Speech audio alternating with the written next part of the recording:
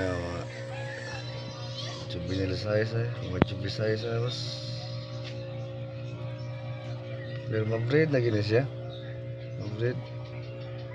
Pero tatawad begini mga breed po. Okay. Yan, nakasabay kang ready to breed na yun. Meron mga ready to breed boss. Sakto na yung kinay-breed boss. Ako naman yung gilain ang male kung kuhan.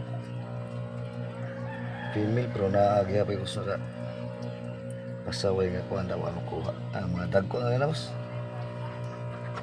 Yan, naasa na siya wild green boss. Right. Wild green sorting ka na. Wild green na boss. Hindi ka nagkilit kay orange green.